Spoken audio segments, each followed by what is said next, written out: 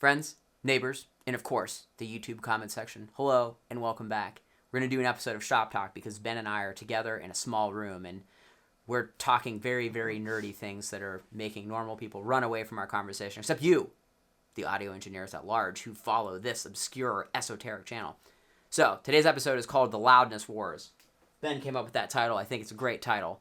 I've had this idea for a while where I want to talk to engineers and lay people and musical arrangers to see what makes you think a show sounds good. From an audio engineer standpoint, I can say, man, the subs are tight. They must use a 48 dB per octave on that crossover filter. Nice. Ooh, they got the new Lake. Those are things that normal people don't think about, but we do because we're crazy. So anyway, welcome. Merry Christmas. Here's the fly on the wall conversation of Shop Talk. So, with that being said, Ben. Yes. What makes the show sound good? Good sound. Thank you. I think that harshness is definitely true. That if you better watch if out. it's too harsh. This YouTube comment it's section too harsh, man. wants to see everything flat. People. Okay, so I was gonna say this before that people don't understand what harshness is, but they know when their ears hurt worse, and even if they can't describe it, they can tell that they are more fatigued, and so they probably are gonna walk away from that experience thinking that was good, but I didn't have as good of a time as that other time where my ears weren't ringing like crazy afterwards. What do you think about that? Bro, that's not rock and roll. If your eyes don't blink when the drummer hits the snare drum every single time, and your ears aren't ringing after a show, that's not rock and roll. Well, I mean, your ears are probably going to end up ringing. I'm not saying that they aren't, but no, like, I have actually, like, heard this happen. I was at a restaurant, and it was, like, really loud and really harsh in there, and I heard somebody walking out going, oh, my ears are hurting so bad. But, I mean, I don't know whether they actually know anything about sound or not. No. You know. But I don't think you need to. I think you understand. I mean, I think there are generally accepted frequencies that are painful. Mm-hmm. I think 1.5K hurts. I'm 2.5K. Okay, so we're in the same ballpark. Yeah. I think 800 sounds like death. Hold on, I have a graphic EQ in front of me. Let me pick out the frequencies I hate. 100, 125, 160, 200, 250, 315, 400, 500, 630, 800, 1K. Yeah, basically all the mid-range. Which is why I put a smile EQ on pretty much everything. But, you know, I always make a joke that I mix for my mom. And what I mean by that is my mom's judgment of a show means she could look at the stage and she could see all of the instruments and visually hear them with her eyes and her ears. So I can look at the stage and I see a keyboard and I know that there are keyboard things coming. Okay. Or I see two guitars and I can see what each of the guitars are playing, even though, you know, you're using a visual term with an auditory term. But I've always kept that in mind, and it made a lot of sense. And when I worked at a theatrical cabaret club, like, they use those terms a lot, especially with lighting. So, like, in theater, it was, if the person doesn't have a light on their face, they don't exist. So, like, you can have, like, a background person, but if they don't have direct stage light on their face, it's like they're not in the scene. Like, they're on stage, but, like, as an audience member, they've disappeared. Yeah. Which kind of leads me to my next point of, you know, if you're going into that, if I have to hear everything with my eyes, if I see, you know, a second guitar player on stage, I know what that guitar player is playing. To that end, it's like, I think it's difficult for many lay people who have no abilities of a musical arrangement mm-hmm. to maybe understand what's a rhythm instrument and what's a melody instrument. And I think since maybe people are used to bad sound. Most people only understand a guitar for a guitar solo. Right. Yeah. Oh, yeah. That's a great example. Oh, actually, it brings. Let's use the same cabaret club. There was one show, because all these shows were like kind of wild. Where like a lot of them would have directors, even though it was a concert, they would have a director instead of like if it was a straight up music thing. You know, you would have like the band manager or the producer or somebody saying, you know, I need to hear more of this Juno line or something like that. This is really important to the song. The one director told me something one day which I really thought was interesting, and she was like, hey, I need to hear more acoustic guitar. And there were several instruments on stage. The guitar player had just switched to an acoustic and was simply playing chords. Oh. There wasn't any melody that was happening in that. Well, I mean, obviously there's melody, but you know what I'm saying. Yeah. It's not like a lead thing. And I said, well, I had this really cool effect on it. I had this really cool short reverb with like this really sparkly ping pong delay, and it was just providing so much texture.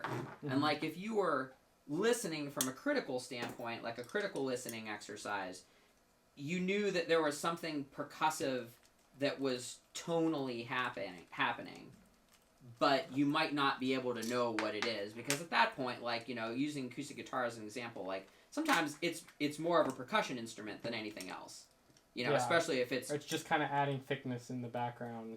Yeah, and if you've got like a really beautiful sounding compressed acoustic guitar that's just like sparkly, shall we say, with effects, you know, it can blend into the background, but it's doing something, you know. And I think that a lot of people, if you're not, you know, used to critical listening, it's just like, oh, well, that's disappeared, which is kind of, you know, an interesting thing to talk about on this particular video, because, you know, when you're in that world of how do you make a layperson understand that this is happening, what are devices that are used, rappers would call it a hook, you know what I mean? The hook is happening, you know, and that's kind of the thing that I oftentimes fight myself with. It's just like, well, you know, I like to say that I'm the least sensitive artist in the world, but I am an artist at the end of the day, and it's just like, oh, you don't understand. You're making this beautiful soundscape that I've created dumb because you don't understand what's happening. And I understand that makes me sound conceited and stupid, you know, and like a jerk, but hence this podcast. Yeah. I think the other thing that a lot of people really care about, and this isn't just like my opinion in a way, is the vocal. Like everything else could sound bad, but if they don't hear the vocal, it sounds bad. Or if they do hear the vocal, it sounds good. Well, going back to my mom of mixing for moms, my mom says that too, and she goes, and I could hear the singer. Yeah. Which again, I mix very, very vocal up.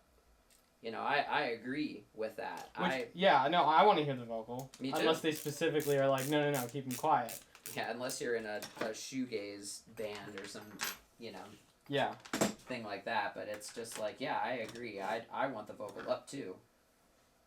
I set my 2-bus compressor so that the vocal is what activates it. Oh. So it's like if I have a 1.5 to 1 2-bus compressor, my vocal is the thing that just, it kind of smooshes it down just a little bit. I'm very similar. I like the whole thing hitting it, but when the vocal is happening, there's definitely more compression going on. The major transient would be the vocal and the snare drum is like what probably. It's like the vocal is on top, the snare drum is the next pokey thing. But like that being said, like I think it is very interesting that if you listen to records that have guitar solos, the guitar solos are farther back in the mix than you might think.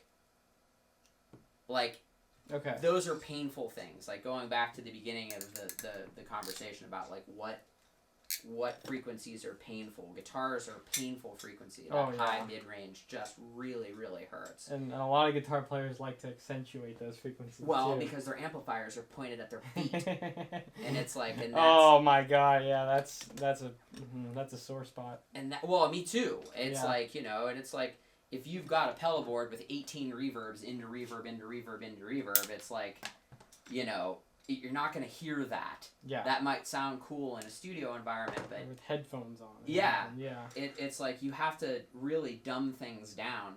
And you know what? Like, as far as your sound goes, and to that end, I think it's really interesting where it's just like, think about it from a drummer perspective. Like, you could be playing this super hip ghost note pattern. Yeah. You're not going to hear that live. Yeah, unless it's like a perfectly dialed in mix and a perfect room Even where you still, can actually really and the sound of the song isn't super dense too. There's a whole lot of factors that go into that. there is a thing where Quincy Jones said that to John Robinson. He was like, don't play that ghost note stuff here. You're just wasting energy. You're not going to hear it. Like, they had some arena show where they were playing it. But, yeah, I mean, it's just like, but the general perception of it's just like, okay, so if you're the type of person that's going to come up to the sound booth and comment on a show. Yeah. Like, first of all, I don't know any engineers that would do that. Like, I think you'll suffer in silence before you go to the booth and like, hey man, like listen, I'm a sound guy too. Yeah. But like, it sounds like crap. I think the only time I think that's acceptable too is that like, oh, this is literally like a problem. Like the guitar is so loud that it's still hurting with earplugs in or something. You know. I still wouldn't say anything. Really? No, never. I would leave before I would say something. Okay, that's fair. You know what I mean? It's just like when I was working at Rockwood, there were a couple of times where people brought their own engineers in, and Ken, the owner, would come up to the booth and like flag me down and be like, come here. I'm like, hey man, what's up? And he's like, it sounds terrible. I'm like, what do you want me to do? They brought an engineer, you know, it's just like, he goes, can you help them? I'm like, no. It's not my job. Like, it's not me being a jerk. You know what I mean? It's not me being a jerk. It's just they brought an engineer. They obviously, you know, they obviously want it to sound like that, or are happy with the way that person is doing it. Yeah.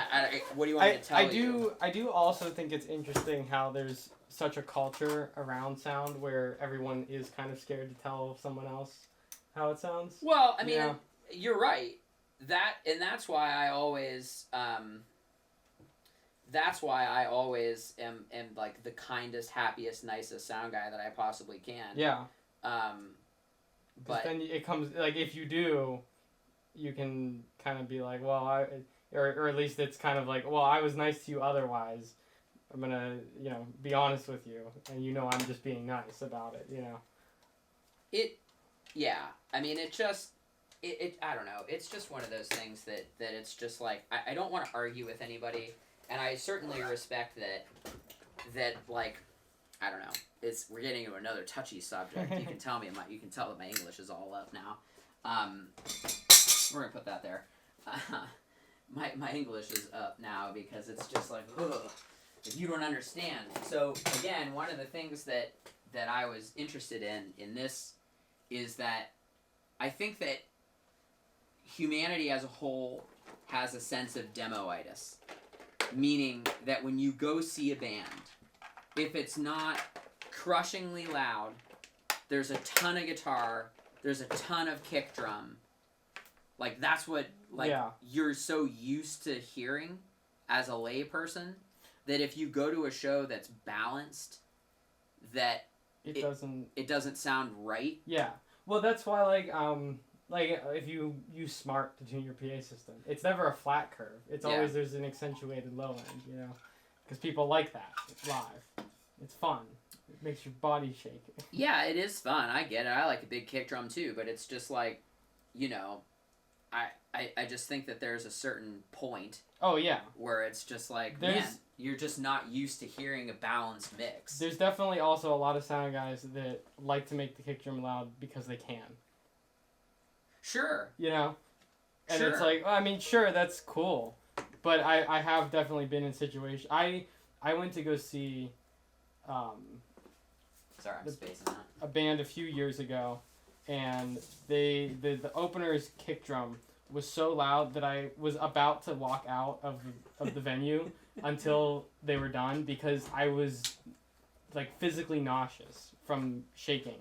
That happened to us. We saw Stevie Nicks. It Really? was Stevie Nicks and, of all people, Stevie Nicks, right? It was Stevie Nicks and Billy Joel. We were at Ohio State Stadium. And, you know, there's like 100,000 people in there. And Dad has been friends with David Rosenthal from Billy Joel's band since the 80s. Yeah. And he actually came out and sat with us. We were like 3 or 4 rows from the stage That's cool. in that huge space. And he came out and sat with us and we watched Stevie Nicks together. And like I remember during I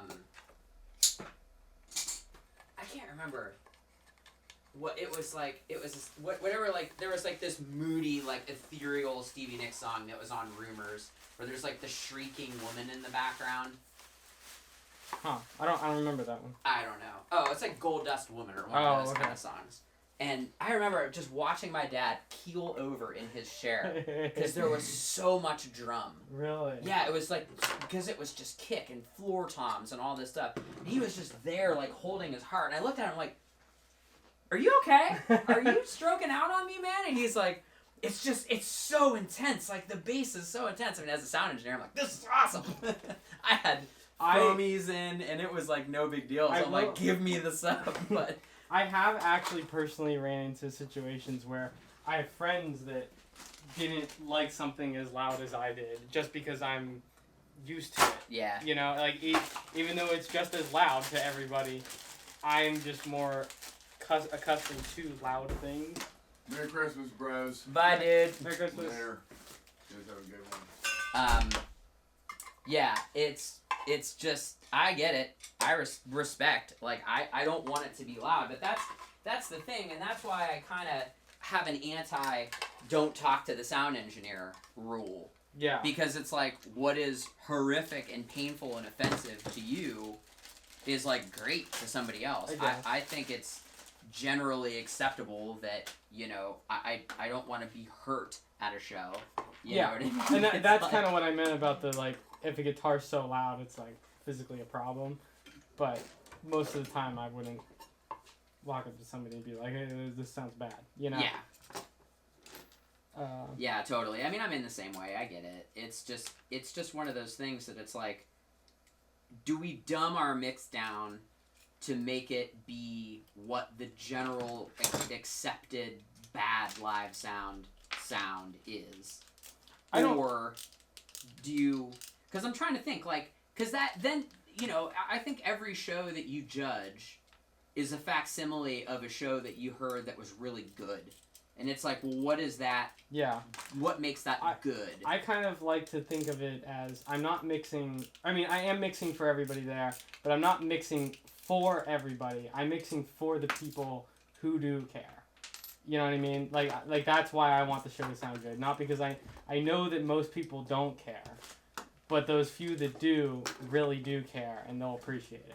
Well, I mean, I going full circle, I know we're kind of jumping all over the place with the topics, but it's just like, I think that it is an interesting thing of when you hire a sound engineer, you're hiring somebody that knows the arrangement of the song. Yeah. So it's like, oh, there's a keyboard line that happens here that has to be heard because it plays off of a lyric or something like that. You know what I mean? Mm-hmm. And that's the difference between being, say, a club engineer where you have to learn the song within the first 4 seconds of them playing. Yeah. You know what I mean? And trying to figure it out. It's like, but you're never going to know that song like somebody who's mixed it 50 times before. It's like I wrote it.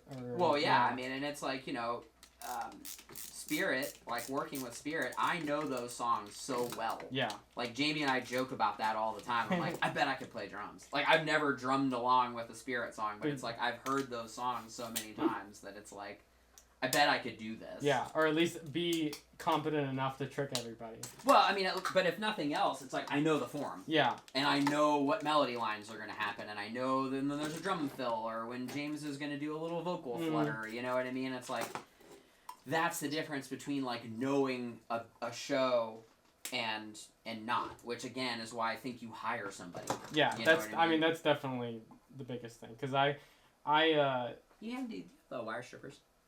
which ones? The blue ones? Or did I put those away? I think you put them away. Okay. Yes, I worked a show one time where this band, they came in, it was like an Evanescence type band. Nice. So they were like they wanted their effects to be precise and exactly where they wanted them. So they had Billy their own has sound entered guy. the chat. Yeah. But like they wanted their like delay throws Sure. on the end of a line and stuff like that. And the guy they had running sound, it just wasn't that great of a sound. But he knew exactly when those effects were, and that was all they cared about. And I'm like, well, it was cool. It just didn't sound that great, you know? Well, I mean, you know, going back to that, it's like, I've certainly been a house engineer, and it's just like, oh man, if you just let me get this up and going for you, it is going to sound so much better. Yeah. And then you mix the show. Yeah. Like, I have never said that out loud, but I've often suggested of like, hey, I have a very simple show file. It's not crazy, but I have dialed it in. Yeah. It works well. Do you want to start from mine? You're gonna have a better time if you just have me help you. Which, interestingly enough, if I'm a guest engineer and I'm not blessed enough to be carrying a console, I always say that, and I'm like, hey, just start me from your file. Like, yeah, I'm gonna go get the band moving. Can you do me a favor and just run sound check? You know what I mean? Because like, I don't have to say, hey, where's your delay at? How do you patch this? Can you do this? Especially if it's a console you don't know. Yeah, especially if it's a console you don't know, and it's just like, you just waste more time, and that's like bringing your own sound engineer in that regard wastes more time. So that's true. I would rather that the front of house guy do front of house things, and I'll make sure that the stage is patched and everybody's happy. And if I can be a technical liaison on the stage for anything that needs to happen in that way, like I found that better because, I mean, again, it's like if somebody's hiring you, it's not necessarily because you're the best mixer in the world. It's because you can solve problems. That too. You know what I mean? Plus, you're also the same person every night, so there's, you know, like I know what's going on. I can communicate the technicals to the venue if I need to, you know. Right. And I'm a huge believer in that. It's like you have to swallow your pride a lot. Yeah. With that, where it's like, oh God, can you just let me listen to the kick drum and let me just play with that? Because that's what I want to do. Yeah. You know what I mean? But it's also like, yeah, but nobody cares about that, you know? But the volume thing is really interesting for me. I don't believe that louder is better. And I've talked to James a lot about this, you know, because he's an engineer, a very good engineer. Yeah. And I kind of use it as a sense of pride that Spirit's a quiet show. Like, I don't do it to be a jerk. You know what I mean? It's more of a, oh man, listen how quiet Spirit is. Like, it's definitely not that, but it's like, I purposely mix that show because it's a listening band. Like, it's not a, let's get crazy and dance kind of band. That is true. It's not it's not Kiss. No, it's like, that was the loudest show I've ever been to. It's absolutely absurd. See, that makes sense. Like, that in my mind makes sense that would be the loudest show. Man, it was loud. Like, in my mind, Kiss being the loudest show, it's like, yeah, that's pretty par. Yeah. AC/DC was the winner for me previous to Saturday. Yeah. Which, again, par for the course. Yeah. That was actually cool. They had a Midas Pro 40 at front of house. Ooh. And a big EV, like, splayed out thing. There was, like, no line array, analog Midas console from the 80s. No line array? No, it was cool. Wow. That was a really cool show. That was the Black Ice Tour. And that show sounded awesome. And it was loud. I bet. And it sounded really, really good. So, the best sounding show I've ever been to was Steve Miller Band. Really? And yeah. You know, we're making cases for him, right? Oh, yeah. Yeah. Okay. He has Dr. Z amps in Cleveland. We made him a whole bunch of stuff That's pretty sweet. recently, like as of a couple weeks ago. But yeah, that was definitely the best sounding show I've ever been to. And What year is this? a couple years ago, like 2023. I think it was last year. What was the venue? The amphitheater downtown. Oh, really? Yeah. A Youngstown show. It was amazing. And Amazing, he said. yeah, it really was. Because, like, I could tell the sound engineer really cared. Mm-hmm. And based on what I heard about, like, when they set up the rig and everything, because I didn't get to work the show, but... Oh, you went as a civilian? Yeah. But, based on the way that the system tech treated everything... Is it the J-Rig? No, it was, JBL V20 rig. What? Yeah. Actually, Yeah. to be fair, I throw a lot of shade at JBL, but the best sounding venue I've ever had a pleasure of actually mixing in, not just seeing a concert, but mixing in, was the Chicago Theater. Mm-hmm. And they have a Vertec. What's the big box? The 4880? Not the VTX, like not old the school oh yeah, Vertec. no, the 4886. They had those, and it was a balcony, so they had split arrays. No, So they, 4889. 6 is the small one. 9 is the big it's one. an old school Vertec. Yeah. Comment section, it's an old school Vertec rig. I don't know what it is, but again, like I played Sting's If I Ever Lose My Faith in You because I like Vinnie Colaiuta's snare on that. Mm-hmm. And their house guy, his name is Dennis. He's like the nicest human being. We ended up eating dinner together that night at catering. Oh wow. Like, because we just became friends. He came up to me when I was just walking around the room, and he's like, "That's the best sounding snare that's ever been recorded, man. That's my track. I use that too." I'm like, "Dude, we just become best friends." We ended up making him cases after that. Oh, that's cool. Yeah, they got a cool double wide pocket door rack. Anyway, I digress. But it was like, yeah, it's funny. Like, I always kind of hate on JBL speakers, but like that rig sounded amazing in there. That was a Claire rig too. I don't think or at least I've never No consciously offense to Claire. consciously known I've heard a 4889 rig. But a lot of the like the V20 stuff is kind of harsh, and everything I've heard about the Vertec was that it was 10 times worse. Yeah. Yeah. The VTX stuff sounds way better. Oh yeah. I have mixed a bunch of shows on the old school Vertec. There was a bowling alley in Brooklyn Bowl, that had that. So it was not only was it a bowling alley, but it had a JBL Vertec rig in there, and I was like, oh, Oh my god. everything hurts. Yeah, and then I forgot what I was gonna say. But yeah, I mean, it's like I'm trying to keep this conversation not based around gear, because I think that it's so crazy when somebody's like, oh well, it's a garbage PA, I can't mix on that. It's like I've made a lot of garbage PAs sound good. Like, that's your job as an engineer to make that stuff work. I think that the best thing that any live sound engineer could do is have to mix in a concrete basement with 2 speakers on a stick. Isn't that the most ironic thing in the world, that when you first start, it's like sound is the most hard thing in the history of the world, because you're in this like crappy bar or basement or barn or something, and then you step up to like the arena and you're like, oh, this is like mixing in a studio. That's great. Yeah. Which, I mean, I think it's kind of hilarious that we as a concert going public go to arena shows, which by default are like the worst possible sounding environment to listen to music. It's like the gig I went to that I'm referencing that kind of started this whole conversation is the PPG Paints Arena in Pittsburgh. And it's just like, I saw a hockey game there, and I wore earplugs for that. Like, I had to get my earplugs out for that. It was the worst, loudest, brightest sounding thing I've ever heard. I was like, you're playing program music, and it hurt. I mean, you know. I mean, they probably don't have, like, an actual sound engineer for that. Oh, they do. Really? Oh, yeah. Oh. All those shows, there's somebody running a console. Well, yeah, but, like, is it an actual, like, guy who really knows how to run sound, or have they just been trained how to use a sound console? You know what I mean? I at that level would guess that you're probably have got some pretty serious audio chops. That's yeah. What was it again? It was like what was the event? It was a hockey game, right? Hockey game, yeah. So was it actually NHL? Uh-huh. Okay. All right. Well then maybe yeah. Yeah, that's what I'm saying. It's not like we're all just a guy, or a girl, but it's just kind of. I don't know. I don't know anything about sports audio in that way. I mean, you kind of just assume that you're like a DJ of all things, but I don't know. No offense to DJs. Some offense to DJs. Some offense to DJs.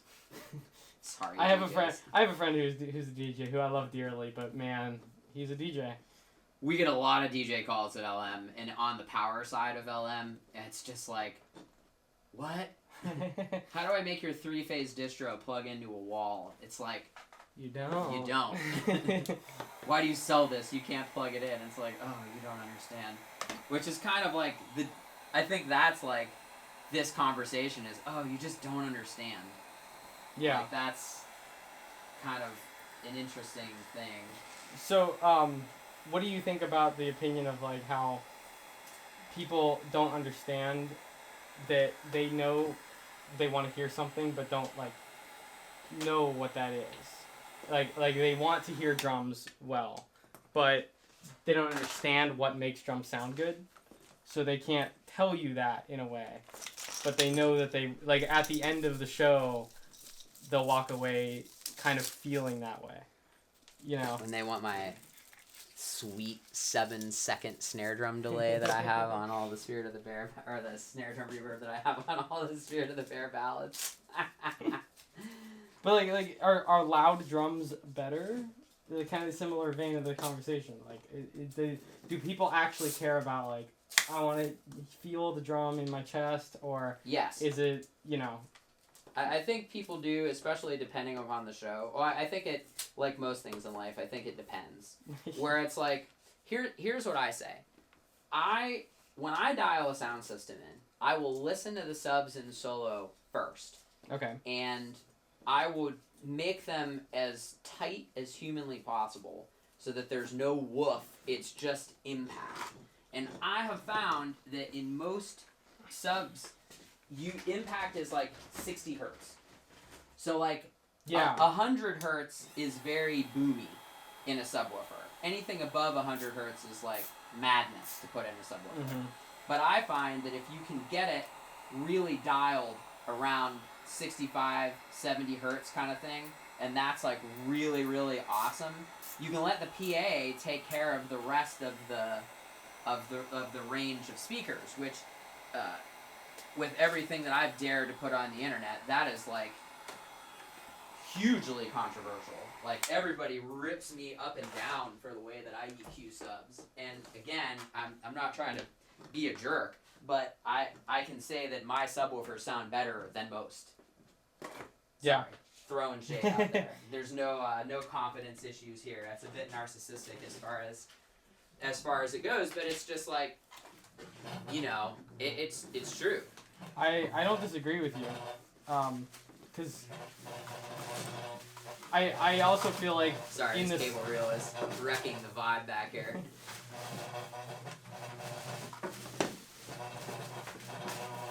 All right, I'm done. I'm sorry. Very good. Sorry. I also feel like that's another thing that people don't understand but know they like is impactful subs, and it's not like rumbling constantly. It's like distinct bass and drum impact. Well, I always say this. I don't think anybody understands what a sound system is, really. I just think that they don't have a perception of there are these banana-looking things that are hanging on either side of the stage, and those are speakers. I don't think anybody knows what that is. Nobody cares. Like, Gina doesn't care. Gina doesn't know. It's like, we rolled in, and I was like, oh, cool, a K1 rig. She's like, huh? What? It's like, she doesn't care. Yeah. She just wants to see the singer and the lights, really, in the video. It's like, they don't care about us. They care about sound, or they care about video. Not to get into another side topic, but I get into this argument a lot with not argument, but like conversation with a lot of the people I work with, because I'm like, well, yeah, lights are important, don't get me wrong, but also if there was no sound, there's not a concert. Well, You know? that is a video for a different show. Hang on, I'm gonna steal these scissors really quick. Oh. Yeah, that's a different show topic, but again, it's like, you know, I mixed a very guitar heavy band a couple weeks ago, and I had seen this band previously, and I was really kind of worried because it's just like I knew that the band was loud, and I knew that it's a guitar heavy show, and I just was worried about what I would do with that. You know what I mean? Yeah. Because it's like, I don't want this to be too loud. I want this to be comfortable, but I also want this to be an impactful show. I want to honor the arrangement of the band. You also don't want to make it sound unbalanced. You know, like you want everybody to be heard. So that's the compromise you have to make, is that it has to be louder because it has to overpower the things that are naturally loud. But, like, how do you fight the manager, the girlfriend? My son is in that band. Yeah. You know what I mean? Like, that's the thing that I really struggle with as an engineer. And it's like, I feel like you can get into this world where you just hide from people and you set up bike rack around yourself and you put security guards around you and be like, anybody that comes here, slice up those cheeks. You know what I mean? But it's like, I don't want that. I want everybody to tell me at the end of the show, oh, hey, dude, that show sounded great. You know, Yeah. I've never heard him sound like this. It was so clear and so, like, I could hear everything, and it was awesome. It was a great show. Yeah. You know, that's what I want people to say. I don't want to have to hide from people to be like, oh, no, I know the show sounded like crap, and I don't want to confront anybody about it. Also, I mean, these are just anecdotes, but I have heard both situations of, like, people being like, this show was too loud, or people, or they can't hear, so they think the show's too quiet, or something. Like or not, maybe not that the whole thing was too quiet, but something that they wanted to hear was too quiet, so they think that the show was too quiet. Well, here's an interesting one. There's a band that Spirit opens for that is very, very gracious and kind, and I love these people, and I love every chance we get to play with them. But their audience doesn't care about us because we're the opening band, which, respect, like, it's totally fine. That's your position as the opening band. I have been blessed with the opportunity to play in front of a crowd that is not my own. I will take anything that you can give me. Thank you, sir. May I have another? You know what I mean? But they talk over our set, which is, again, fine. It's like, you know, that's how every opening band is, though. You know, unless it's pass like me the Ferals, please. Yes. Unless it's a double header, you know. Right, that's how a it is. co-headliner, Yeah. if you will. But yeah, I mean, again, it's like I don't care. You know what I mean? Like that's totally fine. Like, you know, it's like I understand no one came to the show. Okay, 4 people out of the 1,000 that came to the show to see Spirit. You're a nice ad, not a thing that everybody came to see. Correct. And it's like, respect. That's totally fine. So it's like, I found myself as the opening band engineer in that regard, where it was like, oh, well, you guys want to talk over this? I'm not going to, like, fight you. You know what I mean? Like, yeah. I'm in this weird world where I'm like, oh, man, I'm pushing this up to 95. Ooh, now we're getting to 100. And it's like, you know what? I'm good. Like, but that's like a thing. It's like, what do you do? It's like, you have to, you have to respect the band that has paid you to be there and mix them. Yeah. You know what I mean? But it's just like, what happens if you make the crowd mad? You know what I mean? Like, if you look at it like that, it's like, they're not here to see you. Why should you be so bold to be like, oh man, you guys are going to pay attention and listen to us? Yeah. I also think that you've got it, like, right in terms of, I'm not going to fight you talking, because worst case, I could see it being like people in the audience go, I don't like this band because I wasn't here to hear them, right? And they annoyed me during the opening, you know? And that seems like a little bit of a extreme point, but could be true. Well, you know what? I think it kind of goes into the world where you're allowed to experience the show kind of however you want to. Yeah. You know what I mean? It's like, if you want to film the whole show on your phone, that's fine. You can do that. It's your concert ticket. You can do whatever you want. As long as it doesn't obstruct someone else's, obstruct another person from enjoying the show they want, I don't care. You want to film, you want to do all that kind of stuff, you want to Snapchat the entire show to your friends, like, I don't care. I think you're crazy. I think you should just watch the show and enjoy it for what it is, because, I mean, again, I've certainly spent my entire life around bands and shows, and we're building stuff for a case that holds virtual reality headsets. Doesn't even really have anything to do with music, and here we are because we like this stuff, and I don't know. It's funny. I just think you can do whatever you want as long as you're not messing with anybody else's thing. That's fair.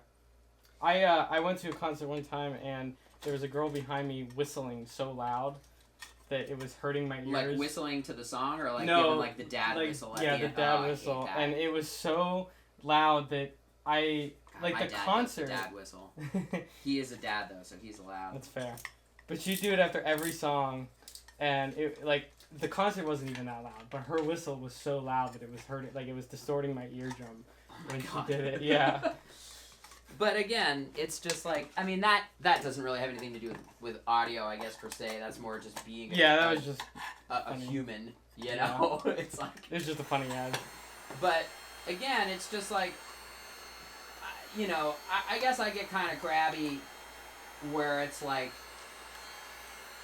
oh man, I heard from this person. It's like that this show sounded like this. Mm-hmm. It's just well, okay, respectfully, where was that person standing? Were they paying attention? Do they know the songs? Do they understand why? You know what I mean? It's was there a crash cymbal beating in the background during this quiet vocal line?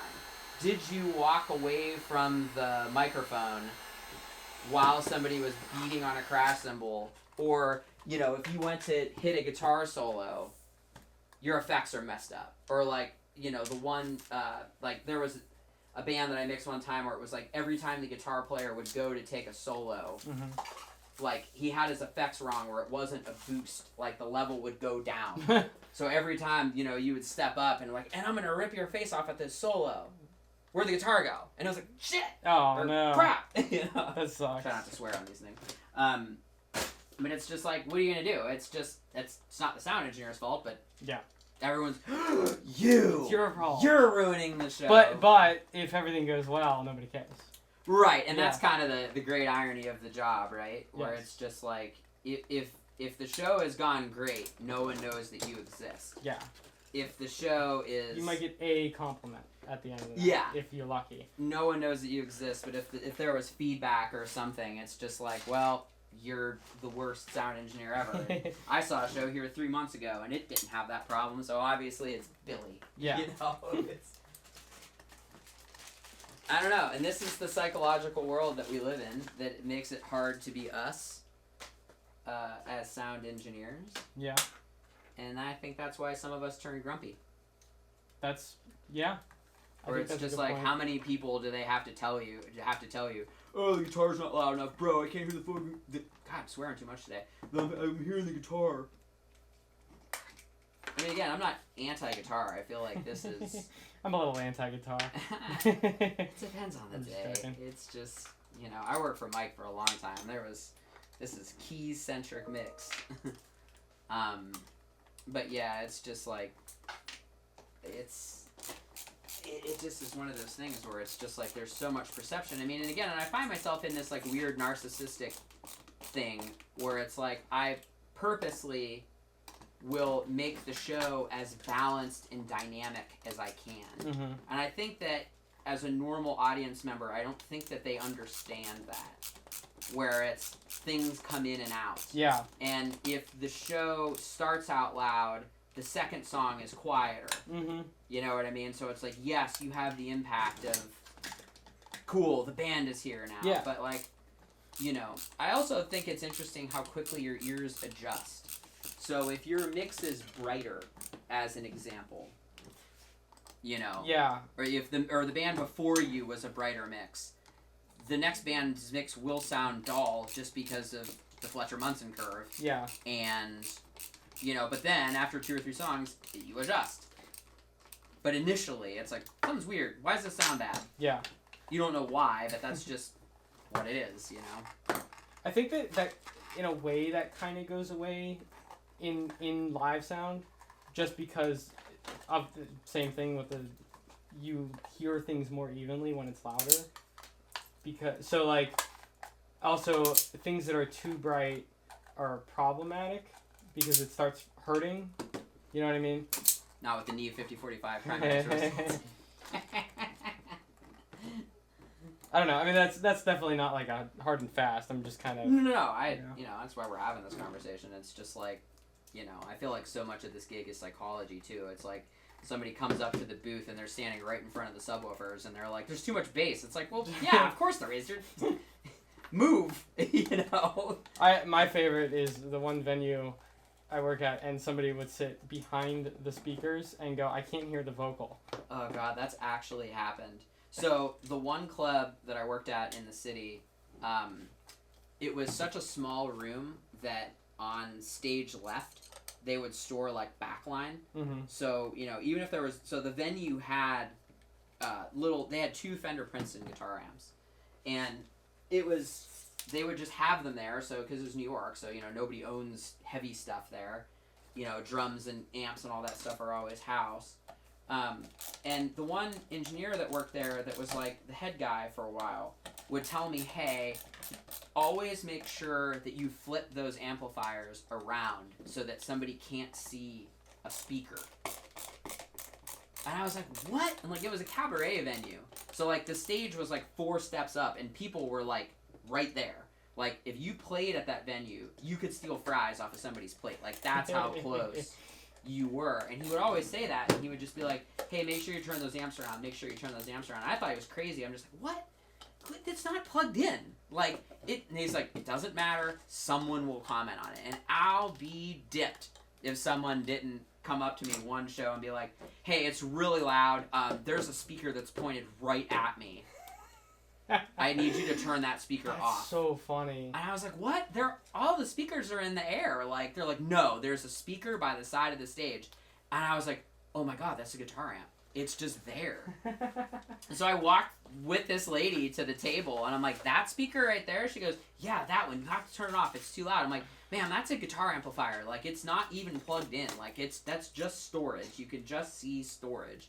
She goes, it's on. I'm like, it's not. So, you know, and again, you know me. I'm not interested in fighting with anybody, but it's just like, oh my God. Like, I was like, oh my God, you're right. You're totally right. People are crazy. So it's like, you know. I mean, that is also really funny because it's like your point earlier about how nobody knows what a speaker is, but then also when they know what a speaker is, they know what a speaker is. And they're not going to have anybody tell them otherwise. It's like, well, you know, it's I'm right. Yeah. You know, that's like the thing that it really boils down to is it's just like, I'm right and you're wrong, and I'm a guest and I'm paying to be here and I want this. Yeah. It's like, but the artist wants one thing, and, you know, the guest wants one thing, and it's just like, I feel like you're always kind of just in this weird battle of, you know, how do you try to make everybody happy in an impossible situation, and oh, by the way, this is an all-concrete room that you decided to put a band in, and there are people in front of the speakers, and there are people on the balcony, and it's like, ah. Yep. Yep. Oh, man. So, going back to our original topic, what makes the show sound good then? Reverb. I agree! Yeah. Are you messing with me or are you being No, serious? I'm being somewhat serious. So, to that end, you know what there are 2 #1 concerts that I've been to that were the best sounding shows I've ever been to. Okay. One was John Mayer at MSG. Yeah, I've heard only good things about John Mayer. During the Sob Rock tour. Okay. Which is supposed to sound like the 80s, and it was all mid-tempo. So, like, one of the reasons why I want to have arrangers on this particular, God dare I say, podcast series, is that I think that it's interesting from an arrangement standpoint. Because I always tell people, it's like, if you have a fast song, I can't really put verb on that. I can put delay on that, but I can't put reverb on it because it's just super muddy. Mm-hmm. But it's like John Mayer, it's like it had the big Billy 80s snare, and, you know, everything was super verby, and it was just like, this is what I wanted. It was like this beautiful lush, and it wasn't too loud, and the bass wasn't boomy, and the vocals were crisp, and I could hear the background singers, and I could look and know that it was a band. Yeah. It wasn't this, like, huge thing of tracks that were just, like, bludgeoning me with tracks. It was a band, and I knew that that sound engineer was working. Yeah. And it was like, that was one of the best mixes that I've ever heard. And it was on a S6L. I don't know who the engineer was for that show. I would love to meet that person and shake their hand and say, way to go. Does do you know anything about if like John Mayer himself does he have a hand in making sure that it sounds good for his concerts? I don't know. I think that you just, I mean, I guess in my opinion, you just look at stuff and you're like, well, I'm going to hire the best person for the job, and I'm going to just let them do their thing. Yeah. Because I think so many times when you micromanage, like, you Well, either trust I think somebody that or there's you still, don't. I think you there's know? still a level of like, if you're the artist, you have a little bit of a allowance to be nitpicky like that. Yeah, you know? I agree. They're hiring you. Yeah. You know what I mean? You can. I always say that I'll mix the show however you want. Like I have an opinion to a point. You know what I mean? Yeah. It's like, you know, that's what Kanye say. The biggest, the worst thing about my life is I'll never get to see myself perform, or some like stupid Kanye thing like that. But he's right. It's like, how do you know? You know what I mean? Like, the only thing you can do is trust that you've hired the right person. Yeah. Out there. I mean, yeah, the only way to know that too is that like, oh, I went to see a show with this person mixing, and I liked how it sounded, so I'm going to hire them. It's kind of the whole thing about being a club guy, right? Yeah. I'm gonna mix enough good sounding shows in here that one of these bands wants to be Cinderella. I'm gonna take you out of here. You're never gonna have to work in this club ever again. Teach you the road, baby. We're gonna have catering and everything. The dream. Kind of. Catering every night. Yeah, I don't know. It's again, it's like, I don't really have a problem with it. It's like, I think that the cell phones going up are like a good thing. Like, I do that to my own shows. I will film a couple of songs of every single show and be like, what did I do here that worked? What did I do here that needs work? You know, because I mean, like it or not, you can be mad at everybody for taking their phones out, but I mean, even when I go to a concert for fun, I film a song or two. Oh yeah, honestly, my favorite thing to do is I like to make sure I get the camera positioned where I like it, and then I hold it in a place where I can't watch it. Like, I'll hold it next to my head instead of in front of me, so that I am watching the actual concert, but capturing what I want to capture for that moment. I usually do this, like, especially if I have the iPad. Like, that's why you need a belly. You gotta get a belly man like me. You can put your iPad right there and mix the show with your thumb and do this. Like, I know I look like a crazy person, but yeah, I agree. It's like the cell phone mix is important.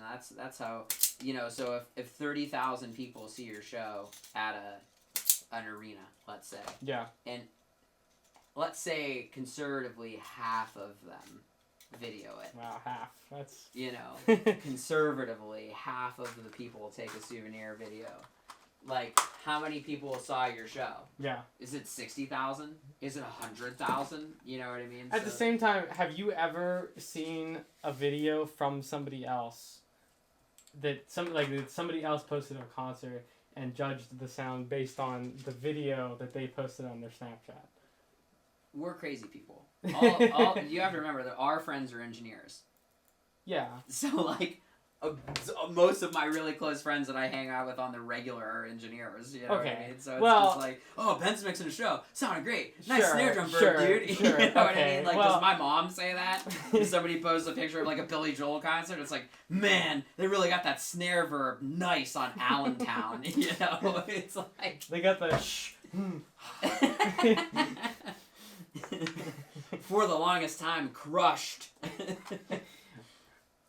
But yeah, I mean, it's just like, you know, I do because I'm crazy. Yeah. But, you know. I don't know. I can't say I've ever personally done that. I'll be like, if I really care about the person they saw, I'll like maybe watch a minute or so.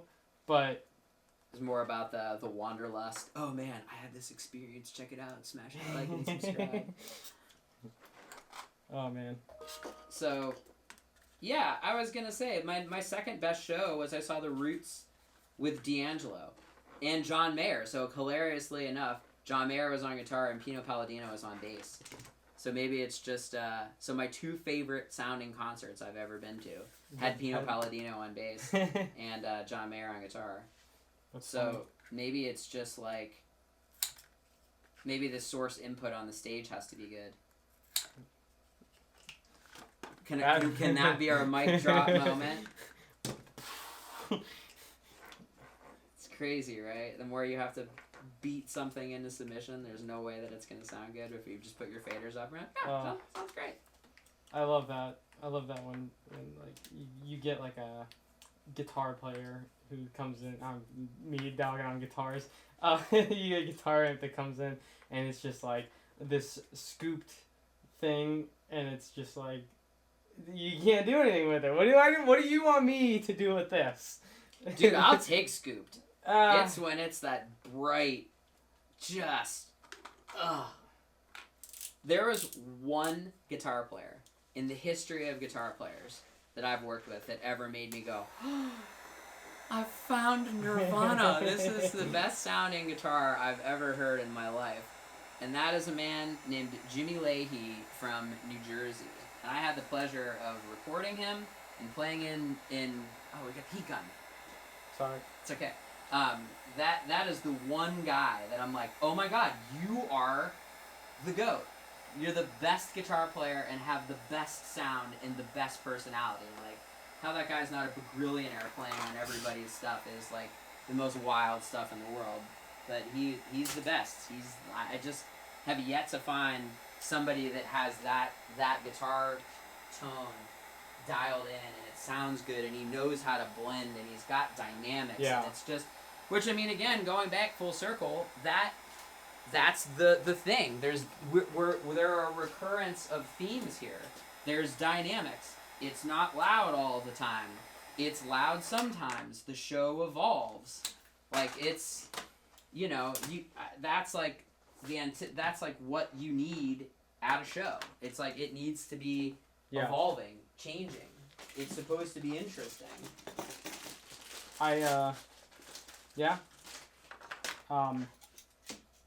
At the same time, I think we're also kind of touching on why compression is important. Ooh. Because You know me. because yes, dynamics are important, but also if it's somebody's doing something that's quiet, but it's actually supposed to be loud, or you know, like it's a loud song, but this thing isn't loud enough. How are you gonna get it louder? Ooh, I do love a compressed snare. Yeah, I compressed drums. Favorite sound in the world. I love a compressed snare. I love a compressed vocal too. I love when vocals are smashed. Ooh, yes. It's just like, ooh, it's just so... I can hear every word. Dude, that's where I fell in love with the Midas Pro 1 console. Because Okay. the compressor on that console sounds so good. You could just slam singers. And it just, whatever ratio, whatever attack, whatever release you put on it, it just sounded awesome. That's actually, okay. That's actually, I think, one of my least favorite things about the Midas Heritage, like the new HC96. Really? I haven't used it in a lot of different places, but I just, for some reason, even though they're probably the same, now that I think about it, between the Pro Series Mm-hmm. and the Heritage. I don't know. Maybe it is a bit different. Maybe they changed it. But I feel like I'm always dialing back the compressor. Really? Yeah. You know, On it's funny. on vocals. Because of that club that I worked in that had that Pro 1 console, Yeah. I bought the outboard Midas. They're not 512. I can't. Maybe. Oh, they're 522 Okay. compressors, and they actually do sound like that desk. Hmm. And it's just like, yeah, this is a great sounding compressor. And they're like $200. Like they're really cheap. And they sound awesome. But yeah, that was a garbage PA system. That was a mono center fill cardioid subs in the air PA system that was built with a stage in the corner of a room. It's like Wow. strike 1, strike 2, strike 3. It's just like, but it's like you could get mixes sounding really good in there if the band was good. Yeah. If they didn't play too loud and they really could kind of just be cool with the room. I've mixed some really good sounding shows, and it's like that club had 6 or 7 bands a night. So it would be wild, the amount of variation. I'd be like, I just mixed this band.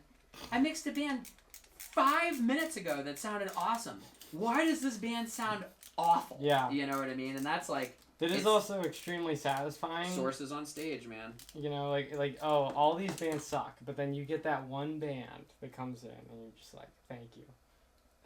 So Thank you. funny enough, that what I wanted to talk about with the John Mayer thing was I think that tempo is like, you know, the slower the song. Like, why do singers want to sing ballads? You can do more. Yeah. You know what I mean? You have more room to play. You know, there's more room for production. Like, why does Whitney Houston soaked in reverb, which I'm here for? But, you know, it's like you can do that. Like, if you're, you know, if you're Slayer, like, I can't do much with that. You know what I mean? It's just like, this is the song, and it's really fast, and it's really loud, and this is what it is. You know, I've pushed faders up. I can do what I can do, and that's it. Yeah. David Foster versus Andy Wallace, go. We're not gonna create too much controversy. No, I love both of those people. David Foster sleeps on his bed of Grammys, and so does Andy Wallace. And never talks to anybody. He just takes them. He's like, yep. Thank you. But anyway, it's just like, yeah, it's just, I think sources are important. I think production rehearsals are important. And I think that there's, you know, I think that there's a lot of ownership on the sound engineer to fix. But at a certain point, it's like, I always joke, I'll fly the plane until it hits the ground. Like, I don't care if I have to fight that mix until the very last song. Oh, I'm the same way. Like, this is a very controversial thing. There's never a point where I'll give up. Yeah. You know? There was one where I went, oh, this band is beyond saving. But, but that's rare. That's extremely rare for me. Because I also just like, even if you have it dialed in for a song, the next song is going to be a different song. Yep. Although I will say, like, I've had 2 years with Spirit, and I'm on my mic package. They haven't changed their backline any. I have it pretty dialed night to night. But you're still doing stuff. Yeah. You know, you're never not thinking like, oh, this song, I gotta make sure that I hear this part or something. No, Yeah. I mean it's the system EQ. The system EQ is something that I change, you know, the most. I mean the channel EQ doesn't really change so much, but system EQ obviously day to day it's a different PA in a different room. But someone commented on one of my videos that I shouldn't EQ the left right. I should only EQ the channels. Oh. It's a hot take, right? That's a very... That's interesting. I commented back. I'm like, okay, so even if you're going to argue the phase thing, right, which is what everybody argues about EQ. Oh, don't get me started on this. How is it not phase if it's on the channel level, but it is phase if it's a master bus? Your move. Comment section. Man, like, phase, once the PA is aligned, like, then your phase kind of doesn't matter. Oh, dude, you're talking to the wrong guy. Like this no, is, I'm not this saying is that. Mr. IEQ the PA with an SM58 while standing in front of it. Doesn't use smart. Like, I am YouTube's #1 enemy as far as... I am public enemy #1 as far as, like... I'm on every poster of don't be like Billy. I think that's the only reason why people watch my video. But, I mean, for real, though, if you... So, yes, your phase does matter, but as long as it's not causing an audible problem, it doesn't matter. Well, If that makes sense. hold on. I know that with every concert that I go to, I have a pocket phase meter to see how off-center we are. And I'll go up to the engineer and tell him, hey, bro, you're out of phase. Comb filtering. Yeah. But Yeah. You're always going to have comb filtering. Comb filtering, Ben. Yeah. It's comb filtering. But You're out of phase, bro. Who does that? Like, even I don't even care if you're an engineer. If you're an experienced engineer, who goes to a concert unless you're like a systems tech, but doing it at like a high level to be like, man, the coverage is ass here. Or even coverage is fine. I feel like coverage is audible, but But I mean, also, if the transient of your kick drum is 0.2 milliseconds like more before the low part, nobody cares. But again, that's the whole point of this conversation. Is it's like we obsess so much as engineers over this tiny, minuscule stuff, and I think that's why engineers get so angry when people have mixed notes, like lay people have mixed notes. Yeah. Because it's like, You don't know what I did to get here? yeah, you don't understand. It's like, do you know that I have been sculpting and shelving and praying And laboring and crying. trying to get in here. I suffered through an hour and a half of the loudest sound check you've ever heard to get that guitar player to turn it down to that level. And you're gonna come at me and tell me the guitar's loud? I'm out! You mix the show! I had a guy one time come up to me at a Halloween party wearing a complete, covering his head, silicone mask, Oh, I'm into this and already. tell me there's too much reverb. And I'm like, bro, you have a reverb chamber on your head. But that's what I mean about talking to the sound engineer. The only time I ever talked to a sound engineer was Federal Frenzy in downtown Youngstown, Okay. where the PA shut off. Oh. Except the subs were on and the stage monitors were on. And I'm like, oh my god, they dropped a phase. And I knew what it was. That's hilarious. And Sean was mixing that show. And Spirit was playing. This was before I started mixing them. And the crowd didn't even realize what was happening because they could hear sound on stage. Funny. The subs were on. And Sean came running out to front of house to look at the amp racks, and I went to the barricade. I was like, "Are you okay? Do you need anything, or should I just stay out of the way?" He goes, "You lost the phase." I'm like, "I knew it." I'm like, "Do you want me to go get a cable?" And he goes, "No," and he came running around with like 100-foot long 2130 That's so to plug funny. the amp racks back in. But yeah, that was the only time I ever went up to a sound engineer, because that's like one of those things where it's just like, dude, I don't want to get in your way. If you're trying to solve a problem, Yeah. and it's like, even somebody asking like, can I help, is wasting time. So yeah, You know. that's true. I I don't mean, you have- also at least know him, and he knows you. Well, and that's why I did it. Yeah. That was the only reason why I did it, and believe me, that was like an existential crisis for nanoseconds to be like, should I even say anything? He's probably fine. Like, he knows. I'm just trying to help. I'm not trying to be a jerk, but like, if you need to go mix the band and I can run to the truck and get something for Yeah. you know what I mean? Like, I will do that for you because you would do it for me. And at the end of the show, I'm like, dude, I'm so sorry. I just knew that like if you needed somebody to do like dumb grunt work, I could do it for you. He's like, oh no, it's fine. I don't care. I'm like, oh, okay, great. I don't want to respect, bro. That's great. So I don't know. Yeah, that is the art of live sound. And it's just like, you know, how many times as an artist do you have to hear from people at different shows or whatever? It's just like, oh, well, I couldn't hear this. Or, hey, the show was great, but... And I've watched it happen to sound engineers of every level. I'm blessed that it's a rarity. But, like, a lot of times, too, like, I've worked with bands where they've had, like, producers. And the producers will send notes based on cell phone video that they saw at the concert. And it's like, we couldn't hear the kick drum, or the vocal line was lost on this. It's just like... Where was the person's hand on the phone? Was it here, or was it here covering the microphone? It doesn't matter. That's just one of those things. Yeah. You just kind of have to take the note and do it. I mean, and again, it's just like, I don't know. Like, at some point, you just have to trust that the person that you put in charge out there is good. Yeah. And...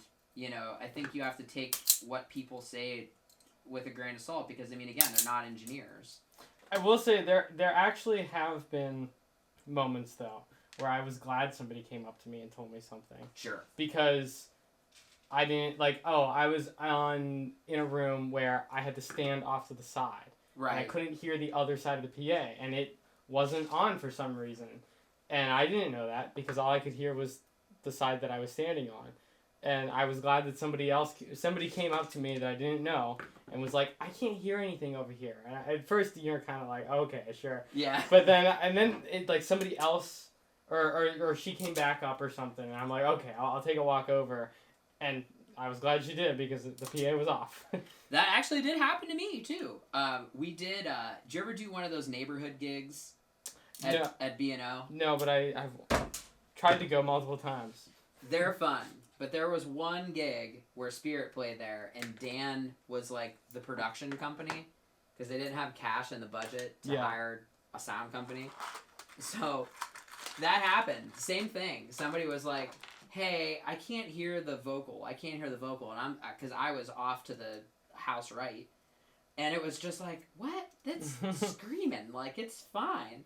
And, like, they came back again, and they're just like, I can't hear the vocal. So, Dan's PA for that was Yamaha two-way cabinets with subs on the ground. So the PA cabinets were on the stage deck, not ratcheted down. And I was like, I was already really crabby when I got there. I was like, this is the PA. I'm like, okay. There's like, I mean, it's not like a huge show, but it's big enough. And one of them rattled off the stage and fell and was just on the ground, grill down, just blasting into the ground at full volume during the show. So during the show with my iPad, I ran up there and thumped it back on stage. I'm like, oh my god. And everyone was like, yeah! Like, this isn't me!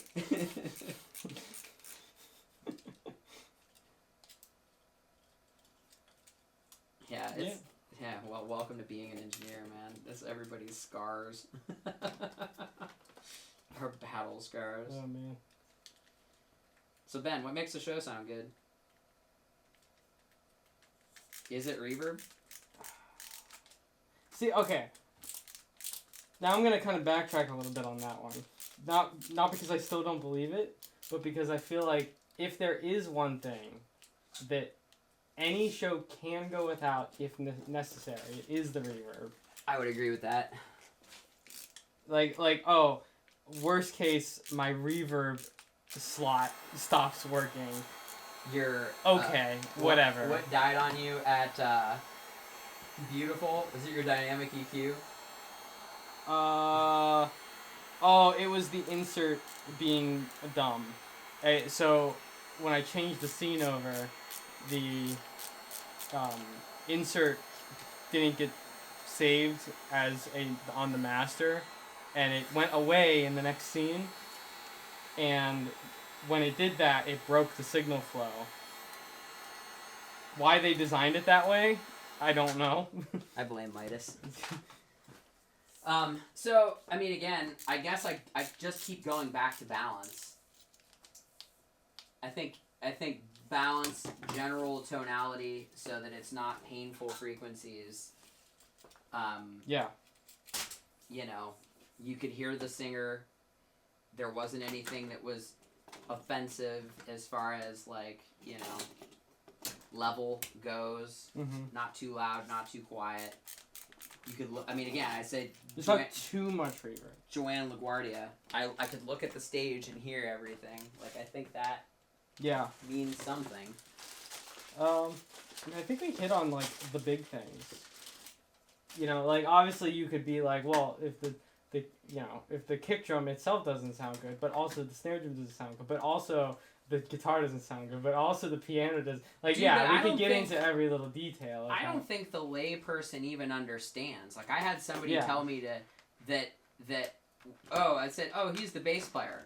She's like, the bass player? I'm like, yeah, the bass player. What's She the goes, bass? Does he play the big guitar? I'm like, yes, he plays the big The guitar. big guitar. So it's like, you're dealing with that, where That's it's like, incredible. we're man. down to the subs are a millisecond out of time alignment, and then you have people that are going to the show. It's just like, you know, like Gina doesn't know about any of that. I'm like, oh man, that's cool. They have a 338 Quantum at front of house. That's awesome. I wonder if the show's at 192. You know, it's like, she doesn't know that. She Yeah. just wants to forget about life for a while Nobody- and sing a song that she likes. You Nobody know? It's can like, hear the harmonic distortion from a compressor running at 48 kilohertz over 96 kilohertz. yeah. Like even I am hard pressed to hear it, quite honestly. Well, I mean, and that's what I get obsessive about. Like, oh man, I really need to get a de-esser on that vocal. You know what I oh, mean? see, actually, okay, Oh, did we hit a nerve? that's something I completely forgot about that. I feel like de-essers are way more important than a lot of people like to say. Brother, you're preaching to the choir. I run a de-esser on every single vocal, and I carry an outboard one for spirit. So, like, Man, I mixed Broadway. We had a de-esser over the whole PA as an Nice. insert. Nice. But like, yeah, well, because it tames those frequencies that hurt if they get too loud. I agree. You know, like, I don't understand how anybody can be anti a de-esser. I can see how you're like, I don't personally like it, but I never understood people that are like, no, de-esser is bad. Well, I think, actually, interestingly enough, we're delving back into the technical because, well, it's the two of us, so... I think that's why I will say the Neve 5045 box really changed my mixing a lot because, you know, I'm primarily using that box with Spirit, who is in a position in their career where they are the opening band most of the time. Mm-hmm. You know, they're playing bigger shows and they're the opening band. And because of that, you're very close to the front fills. James is tall and sticks the mic up. He just likes the mic coming from underneath. Mm-hmm. And it's just like you're pointing it at the PA and you're right by the PA. Yeah. And I can either EQ this thing to absolute death so that it doesn't ring when you point the mic out at the crowd and do that kind of stuff. Yeah. Or you have this $2,000 gate. You know what I mean? And it's like, those are the kind of things where it's just like, well, that's the compromise. Like, if you want to do this with the microphone at the crowd, like, that comes at a cost. And a de-esser is one of those things that you don't have... You can solve... I feel like most problems are either solved by EQ or created by EQ. And... Okay. I think a de-esser is one of those things where you can get something out of the equation quickly and it won't wreck your overall mix. I mean, that's the general gist of why people yell at me for EQing my tuba so aggressively. Because it's like, you're taking it out of everything. It's like, but I want to take that out of everything. But if it's too loud, it's too loud. Right. You know, like, I don't know what you're saying. If it's out of everything, it's fine. Like, well, like sure. I'm not gonna take out 1K out of every single channel, eat up an EQ band if it's going to be taken out of everything anyway. Well, that's my point with it. It's like, if this is a problem in the room and every single thing sounds bad, why am I going to burn a channel EQ point for this? I'll just take it out of everything. Yeah. And, like, I'll adjust the master EQ during a show. Oh, me too. Like, oh, yeah, it sounded good, like, dialing it into a song, but now that I'm here and there's a crowd in here, maybe it's, like, little doll or... Dude, I use it like mastering. I used to do that when I was at Rockwood. Mhm. I would do line checks, and I would leave my house EQ flat. I would leave my house EQ flat, and I would not have any 2-bus compression on. Okay. And I would bring my house EQ in on like the second song. So once everything was done and I got my channel EQ sounding good, I would Okay. then bring my 2-bus compression in. And then, because again, it's just like, you don't know. Like, why are you going to set yourself up with EQ points after not, I mean, you know what the rig sounds like, but you don't know what the band sounds like. Yeah. So, I'm sorry. You're talking about, not your EQ that you've done to tune the PA system. right. Okay. Yeah, my PA tune would always be there, but I would always have like a master left-right that Yeah. fed my matrices. Still do it that way. I would leave that flat. Yeah. So Oh, any yeah. ringy stuff would be taken out. And plus, if you've tuned your PA system, and the PA sounds good on its own, Right. that means that anything else is not a product of the PA not sounding right. It's a product of some type of acoustic thing or whatever, and you're compensating for it there. So also, if you're taking a board recording or something, you probably want that out of that recording too then. You know, Right, if which you- is why I EQ the way that I do. And it's like, you're notching out problem frequencies at the 2-bus. But Yeah. the PA tonality is happening at the matrix. Yeah. Because then your board recording isn't messed up. That's always, the wedding band that I mix in the city, there's always somebody that's like, hey, I can just take the feed out of the back of the speaker. I'm like, no. I have a video record matrix set up for you.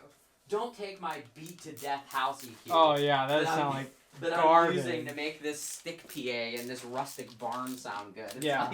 like, you're either gonna be pelted with high end or you're not gonna hear it. oh god, darn thing. The video people for that band that stick a lav on the speaker. Oh, I'm like, I have a feed. that's a common video guy thing though, because Sorry, it's like. a lot of shade on DJs and video guys on those Well, conversations. But it's I've deserved. also heard that it's like kind of like it's not gonna not work. You know, Yeah, I like get it. It's there, and the thing's outputting sound, and my microphone isn't gonna have a signal flow issue. you I know? get it. It's like if you don't really know what you're doing, or more importantly, the sound guy you're working with doesn't know what That's- they're doing, yeah. that's guaranteed to sound good. And again, going back full circle to the beginning of this conversation, like, do you ever notice, like, I remember the one club that I worked at, the lighting guy and I were in the same booth. And it was like, the club was designed to be run by one person doing lights and sound. Mhm. So you literally were like this all night. So like smelling good was a job requirement. And when we would have really difficult people who were just, I just don't like my monitors. Oh, I just don't like it. I would reach over and put the lighting console into a queue instead of it just being work lights, Okay. and everybody would chill out. Oh. It was like- it oh, was- right? That's a good one. If you're under those work lights and everyone's just like, oh, like I get it. I'm really sensitive to lighting. Yeah, I mean, that's- Oh, that's a really good point. I never thought about that. it worked every time, and across multiple clubs that I've worked at. You just And now that I think about it, I've had the exact same experience. I just didn't realize that's what was happening. Because I've had bands come in for a sound check, and it's like the sound check was just kind of like like we got it, but it's weird. And then the show starts and everything's fine. yeah, it's Like the same. everybody's playing fine, and that's what it is. They're just in the vibe now. Lighting is important, man. I mean, again, as much as I'm not a lampy, I go boom boom boom, not blink blink blink. It's like it is important. I look at shows that are lit really well. Like when we did the Crowded House run Mhm. with Spirit, the venues that like the house guy was like down to light us and not just put the lights into a queue and Oh, go on smoke. nice. You know what I mean? It's like, I'm like, yeah, show's happening tonight. Same band, same file, same microphone, same everything. It's just like That's sweet. it would always be that. It was just like lights matter, video matters. That's all part of the show, kind of thing. But again, it's just like that's why the perception of the show is so much oh my God, did we just solve this problem? Is that why people complain at club shows when you just got like a bunch of par cans that are just in a queue because they're just bored, like they're not used to, like they're used to more of a show. Man, I wonder. Did we solve this problem? Make the lights Man. blink and everyone will stop complaining about the sound? I think that unfortunately you may have, because I don't want to touch a lighting board. I'm not good at it. Yeah, like, I'm not either. I don't. My brain doesn't work like that. Like I admire good lighting. It's also people. like, okay, maybe I'm just because I'm being hard-headed about it, but I feel like lighting consoles are extremely unintuitive. Yeah, you're a sound engineer. But I just like I don't know. I know how lights work. Like I know how DMX works and all that stuff. I just every time I have so to. X is gonna give it to you. Oh my. Sorry. But every time I've ever had to like, something's happening. I need to like maybe kind of sort of figure this out now. And then I look over, and I just like, I can't intuitively figure out my way through it. If you have like a dumb Leprechaun console from like the 90s, I can do it because I just want a fader and a blink blink blink. That's okay, but also that is just a fader, and there's a light on that fader. You know. Yeah, that makes sense. As soon as you start to get into like universes and stuff like that, is when I'd start to get lost. Like Grandame and Onyx and stuff like that, and it's just like, what are all these? What is going on here? But again, it's like my brain just doesn't think like that at a show. Like it's not like I want this move, the fan, or this left right. Like those are cool. Give me a ballyhoo. Okay. Fine with that. I'm still down with the F&T. I love a good flash and trash. Like I think like famous bands like that, like Meshuggah, like their lighting guy doesn't run scenes. Like he just does the flash and trash live, and it's like all that weird time signature stuff is like amazing. Actually, he commented on LM's post because I used I used Meshuggah's bleed in one of LM's posts. And he commented on it. He's like, "So does this mean you get a sponsorship?" I'm like, "Hell yeah, it does! Your lights are awesome, dude." So there you go. The lighting guy that transcends lighting guys. Nice. But yeah. But am I crazy? Like I just feel like lighting consoles are not designed to be used intuitively. Well, I mean, maybe I'm also thinking, oh well, sound consoles are so much more intuitive, but actually they're I not. don't think they are. I've watched lighting guys die on sound consoles. Like the one club, the Cabaret Club I worked at in New York.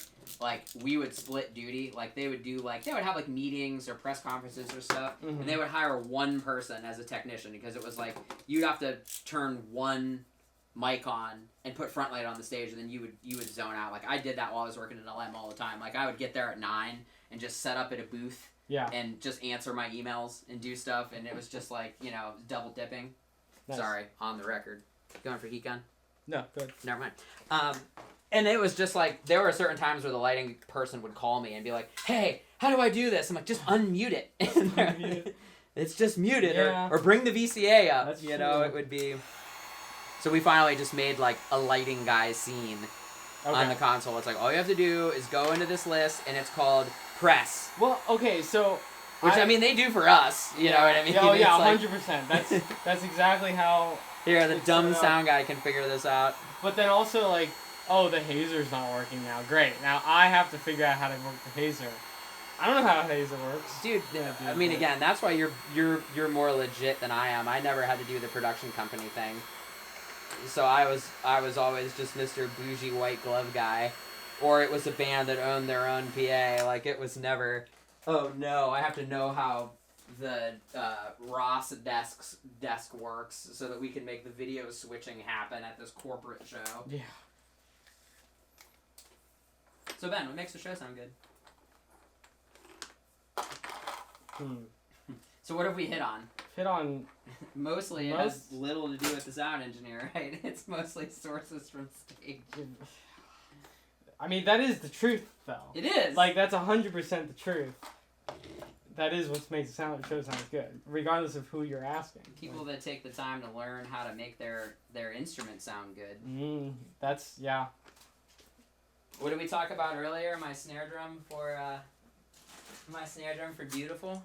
Blends. Can I get that on film? I'm saying that you didn't like my snare drum, and then you did like Well, okay, it's not my personal taste of snare drum, but it does work. And it was appropriate for the show. And it was very appropriate, and it works very well, and I was very happy with it. So what you're saying is, I'm your favorite drummer. Sure. We'll go with that. Sure.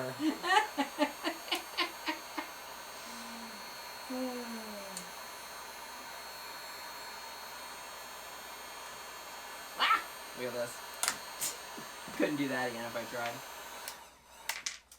No, I agree. I don't know. I feel like the first instinct is like if things aren't working, you just turn it up. Like I guess I've just been burned by mixing one too many loud shows because I've like had to. Mm-hmm. That I get angry about that now at this stage in my career. Just like, oh god, this is just wrecked. I have also been in the situation where I'm trying too hard, and then I realize that, oh, all I need to do is turn it up. You know? Yeah. Like, it's just actually not loud enough. Yeah, you do get into a lot of trouble when you're I mean, and that's like one of the things that I have kind of done at sound checks recently, and that's kind of been a this year discovery, is I'll turn the master fader down to see where the stage volume is, and to know what my problem children are on stage. Okay. To adjust, where it's just like, well, the bass is too loud. Like that's a weird one. Often, like you can't really hear that well. Like if you have a bass player on stage where the amp is too loud, yeah, you oftentimes can't hear that as easily as a guitar player. And, oh yeah, because it's not directional. Like you can't hear it beaming from the amp, but you can tell the bass is too loud in the room. I've found that bass players who play up the neck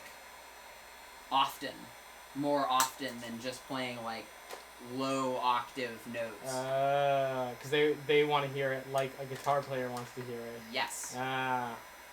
And that got me in trouble with a band a couple of weeks ago. I'm like, God, I just cannot get the bass to sit. It's like, what is happening? It's like, oh, it's an 810 cabinet. Yep. It's too loud. I didn't realize that it was the bass that was the problem child on stage. Even though, I mean, again, my dad's a bass player. I'm a closeted bass player. My favorite people in the world are bass players. I know what a bass sounds like. And it's like, oh, that got me. You know? It's like, it's interesting. That or like, something else is really loud, or like the drums, or like the cymbals being loud. Yeah. And then it's getting in all the vocal microphones, and you're just like, why are the cymbals so loud? I don't even have cymbal mics on. You know what we did that was actually really cool? At the Cabaret Club, they had a 5.5-foot Steinway Baby Grand, and they had that on stage right, and they had the drum kit on stage left. And they would put all the guitar players and everybody in the center, so that the vocal mic was clean. So you didn't get drums behind it. Oh. So we started doing that with Spirit. Like, Jamie goes into these sections sometimes where he just bashes on his ride cymbal. Yeah. And I love you. But he's always good about it. He'll be like, sorry, that was to Jamie. That wasn't the general YouTube public. He's been good about it. He's like, are my cymbals too loud on that one section? I'm like, yes, every single time, yes. He's like, I'm going to do it anyway. It's like, great. But I mean, wanted to make you feel better. Yeah, it's like, but again, that's why I'm generally very pro Drum Shield. You know what I mean? Oh, It's like, dude. you look like a loser. It's like you look like I play in a mega church kind of thing. But God, does it clean up your front of house? The first mix. time I got to use a drum shield, that ruined it for me. Because like it's so much better. But we did start setting Jamie up off axis. Yeah. So like instead of being like up center, like we'll just turn him just a little bit so his ride goes up stage. I mean, you get hi-hat downstage, but you know what I mean? You get hi-hat and crash downstage, but it's like he's not like railing on it like it would be his ride cymbal, so it's like... That's a good idea. I should see if I can convince more bands to do that. So, with the dance band, I brought that up. And I was like, you know, this worked really well. Why don't we adjust our stage plot for difficult rooms? And ownership didn't like it because they didn't like the look.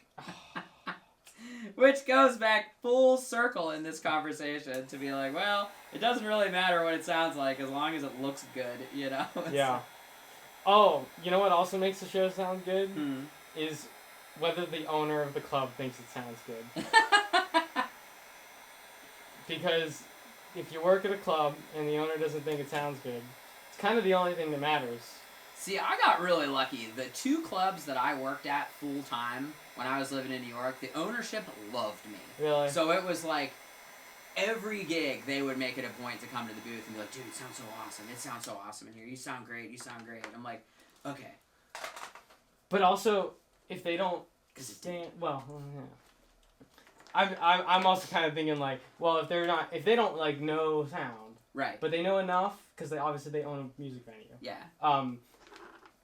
And they like stand off to the side or something like that, and they don't like know, oh, you got to stand in the middle, like that's where it's gonna sound the best or something, you know. They just want it to sound good because they own the club and they want to make people sure to come back. Yeah. Yeah. So if it doesn't sound good to them, it doesn't sound good.